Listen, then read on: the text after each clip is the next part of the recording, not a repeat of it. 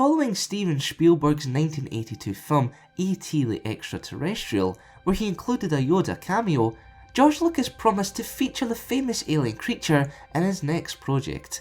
Subsequently, a group of extraterrestrials briefly appeared during a session of Congress in Star Wars Episode 1, The Phantom Menace. As an Easter egg, the cameo was never meant to serve as part of the Star Wars canon. However, the lore of the Asogians, as they came to be known, was expanded upon over the years since. With that being said, let's explore the species that seemingly phoned home. Welcome to the Kangaskhan's Star Wars Species and Races Lore Episode 3, Asogians, the Extra-Terrestrials. Hailing from Brodo Asogi, a planet located in the Perrin sector of the Outer Rim territories, Asogians were small, paddle-footed sentient beings with arms long enough to reach the ground as they walked. Perched atop their extensible necks was a head dominated by two large eyes, which ranged from blue to red in colour.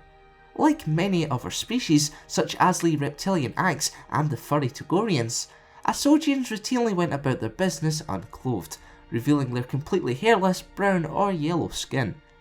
While some of the species were known to consume meat, all members used grub sticks as eating utensils. By 33 BBY, the Asogians were represented in the Galactic Senate by Senator Greplepes and his 3 aides. The very same representative made headlines in 22 BBY when he declared his intention to fund an extragalactic expedition project.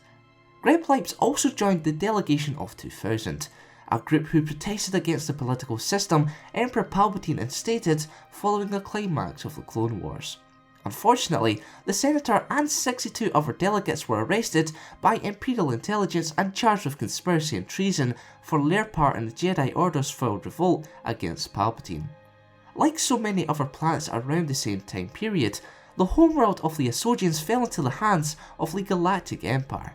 During the subsequent Galactic Civil War on the Imperial-controlled world Saleh, a wheelchair-confined member of the Asogian species made a name for himself as an Infochin. Braxis, as he was called, later hired the young and skilled Rebel Alliance pilot Luke Skywalker to transport him off-world, so he could live a free and happy life. Now it's time for this week's question. Would you like to see more of the Asogian race in future Star Wars works? Let me know in either the card poll on screen or the comments below. In the previous episode I asked who your favourite member of the Zabrak species was. Out of the 180 that voted, over 100 of you prefer Darth Maul. I totally agree, he's by far my favourite Zabrak too. If you'd like to have your say in future species and races lore videos, head on over to thekangaskhan's.com and get voting. Thanks for watching, and for more Star Wars related content, keep it locked here to the Kangaskhan's. Firstly, let's look at the order of power in the Empire.